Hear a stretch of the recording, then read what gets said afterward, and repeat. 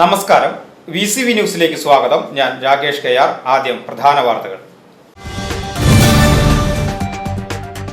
ഇടത് സർക്കാരിന്റെ വിദ്യാഭ്യാസ നയങ്ങൾ പൊതുവിദ്യാഭ്യാസ മേഖലയെ തകർക്കുകയാണെന്നും ഇതിനെതിരെ അതിശക്തമായ പ്രക്ഷോഭങ്ങൾ ആരംഭിക്കേണ്ട സമയം അതിക്രമിച്ചിരിക്കുകയാണെന്നും AICC നിർവാഹക സമിതി അംഗം രമേശ് ചെന്നിത്തല പറഞ്ഞു.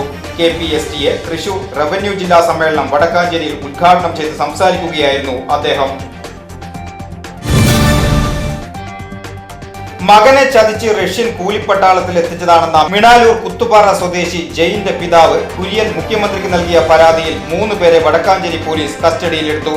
തയ്യൂർ സ്വദേശി സിബി, എറണാകുളം സ്വദേശി സന്ദീപ്, ചാലക്കുടി സ്വദേശി സുമേഷ് ആന്റണി എന്നിവരാണ് കസ്റ്റഡിയിലെടുത്തത്.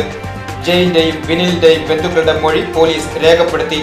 മൊഴി വിശദമായി പരിശോധിച്ചതിനു ശേഷം മാത്രമേ കൂടുതൽ നടപടിയിലേക്ക് കടക്കൂ എന്ന് പോലീസ് അറിയിച്ചു.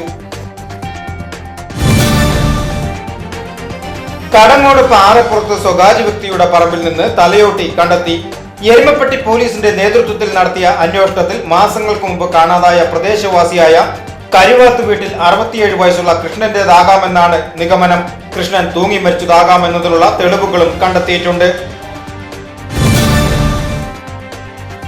സർക്കാർ ജീവനക്കാരുടെ ആനുകൂല്യം മരവിപ്പിക്കരുതെന്ന് KPCC secretary A. Prasad.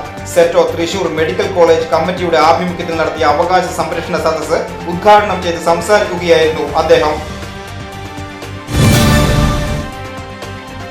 ആധാരമെഴുത്ത് association Vadakkanchery unit convention വടക്കാഞ്ചേരിയിൽ നടന്നു.